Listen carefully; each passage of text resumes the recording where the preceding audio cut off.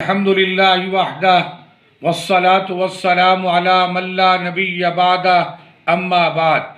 گرامی قدر حاضرین، السلام علیکم ورحمۃ اللہ وبرکاتہ۔ آج کا خطاب منشیات کا استعمال یہ بڑا ہی تباہ کن ہے، نقصان دہ ہے۔ آج کی دنیا کو جو ایک انتہائی خطرناک اور تباہ کن مسئلہ درپیش ہے وہ منشیات کا مسئلہ ہے۔ اگرچہ اور بھی مسائل ہیں جنہوں نے کئی مملکتوں کو، کئی لیڈروں کو، کئی سائنسدانوں کو، کئی حکیموں اور ڈاکٹروں کو پریشان کر رکھا ہے۔ ان میں بے روزگاری کا مسئلہ ہے، ایڈز کا مسئلہ ہے، بڑھتی ہوئی آبادی کا اور وسائل کی کیمیابی سے بھی اہل مغرب سراسیمہ ہے۔ ایٹمی دور اور ترقی نے بھی کئی لوگوں کی نیندیں حرام کر رکھی ہے، لیکن سب مسائل سے زیادہ تباہ کن اور پریشان کن مسئلہ منشیات کی کثرت کا ہے۔ نئی نسل تیزی سے منشیات کے استعمال کی طرف راغب ہو رہی ہے اور دن بدن ان کی تعداد میں اضافہ ہوتا جا رہا ہے۔ ہر ملک میں استعمال ہونے والی منشیات کی کئی قسم اور کوالٹی الگ ہے، مگر وائن، شراب، ہیروئن، حشیش، افیون، مارفیا، چرس اور گانجا جیسی چند ایک منشیات ایسی ہیں جن کو دنیا بھر کے نشہ کرنے والے جانتے اور پہچانتے ہیں، اگرچہ ان کے مارکیٹ نام الگ الگ ہیں۔ کہیں ان کو راکٹ کہتے ہیں، کہیں ان کو فلائنگ ہارس کہتے ہیں، کہیں ان کو چمپئن اور گولی کہتے ہیں۔ ان منشیات میں آج سر فہرست افیون اور اس سے بنائی جانے والی چیزیں ہیں۔ کیمیائی طریقوں سے آج کل مارفین، کوڈین، ہیروئن اور پتھیڈن وغیرہ افیون ہی سے تیار کی جاتی ہیں اور دنیا بھر میں استعمال کی جاتی ہیں، لیکن ہر قسم کی منشیات کے استعمال میں امریکہ سب سے آگے ہے۔ وہاں کے لڑکے اور لڑکیاں بالغ ہونے سے پہلے ہی منشیات کے عادی ہو جاتے ہیں۔ حد تو یہ ہے کہ 12-13 سال کے بچے بھی اس لعنت میں گرفتار ہو جاتے ہیں اور منشیات کا سب سے زیادہ استعمال وہی ہوتا ہے، بلکہ اعداد و شمار کے بعض ماہرین کا خیال ہے اگر تمام دنیا کے منشیات پسند ایک جگہ جمع کر لیے جائیں تو بھی USA کے اعداد و شمار سے کم ہوں گے۔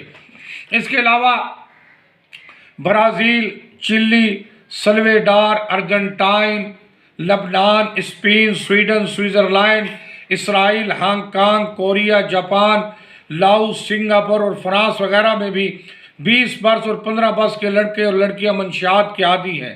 سوچنے کی بات یہ ہے کہ یہ وہ ممالک ہیں جو ترقی یافتہ ممالک کہلاتے ہیں، جہاں محنت مزدوری کا معقول معاوضہ اور مشاہرہ ملتا ہے، جہاں خوشحال طبقہ اکثریت میں ہے، جہاں عیاشی پر کسی قسم کی قدغن نہیں، جہاں ہر طرح کی مادر پدر آزادی حاصل ہے، جہاں ہر طرح کی طبی، معاشرتی اور معاشی آسانی حاصل ہے۔ لیکن اس کے باوجود کیا وجہ ہے کہ وہاں منشیات پسندوں کی تعداد روز بروز بڑھتی جا رہی ہے؟ اصل وجہ یہ ہے کہ وہاں کا انسان اندر سے ہل چکا ہے۔ وہ باہر سے خوشحال اور مطمئن نظر آتا ہے لیکن اندر سے کھوکھلا ہے۔ اس نے خوشیاں اور سکون حاصل کرنے کے لیے اور اپنے دل کو مطمئن رکھنے کے لیے ہزاروں جتن اختیار کیے، لیکن اس کے سارے حربے ناکام گئے، اس کی ساری تدبیریں الٹ ثابت ہوئیں۔ جہاں تک اسلام کا تعلق ہے، اسلام میں ہر قسم کا نشہ حرام ہے۔ اسلام نے سب سے پہلے شراب کو حرام قرار دیا۔ حضرت ابن عمر رضی اللہ عنہ کی مرفوع حدیث میں ہے کہ جنت 3 شخصوں پر حرام ہے: شراب کا عادی، ماں باپ کا نافرمان، دیوس جو اپنے اہل میں گندی باتوں کو دیکھ کر چشم پوشی کرتا ہے۔ حضرت ابن عمر رضی اللہ عنہ روایت کرتے ہیں حضور اکرم صلی اللہ علیہ وسلم نے ارشاد فرمایا، ایک دفعہ شراب پینے سے 40 دن کی نمازیں قبول نہیں ہوتی، اگر ان 40 دنوں میں موت آ گئی تو جاہلیت پر مرا۔ حضرت انس بن مالک رضی اللہ تعالیٰ عنہ روایت کرتے ہیں کہ جس نے دنیا کو نشے کی حالت میں چھوڑا وہ قبر بھی مدہوش رہے گا اور اس کا حشر بھی نشے کی حالت میں ہوگا، پھر اس کو جہنم میں داخل ہونے کا حکم دیا جائے گا۔ جہنم ایک نہر ہے جس میں پیپ اور لہو بہتا ہے، اس نہر سے اس شخص کو کھولتا ہوا کچھ لہو پلایا جاتا رہے گا۔ یہ بات بھی یاد رکھیں، اسلام نے اس وقت شراب کو حرام کیا تھا جب پوری دنیا میں جسمانی طاقت اور وقتی نشاط کے لیے اس کا استعمال عام تھا، اور اسلام نے اپنے مخصوص انداز کے مطابق شراب نوشی پر وعیدیں بھی سنائیں اور اس کے لیے سزا بھی مقرر کر دی، لیکن اس کے طبی نقصانات پر بحث نہیں کی۔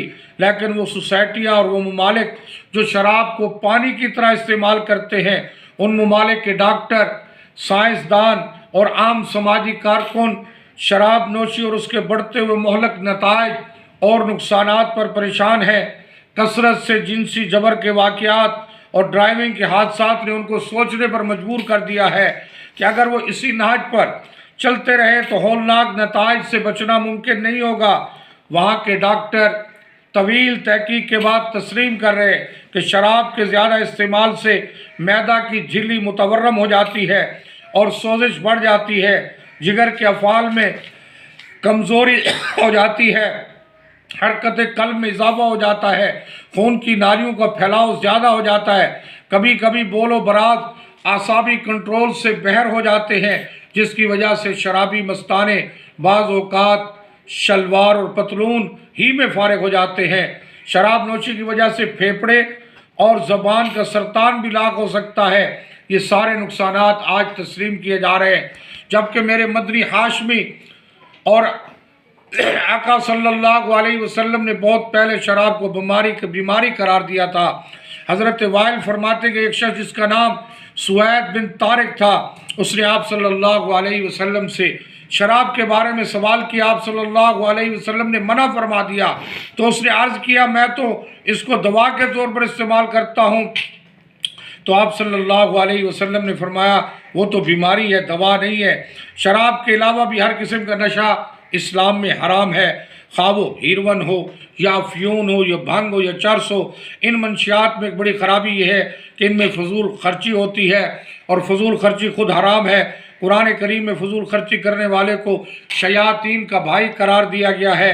حقیقت میں نشہ کرنے والے انسان اپنے والدین، اپنے بھائی بہنوں اور اپنے بیوی بچوں کا حق دبا کر منشیات خریدتے ہیں۔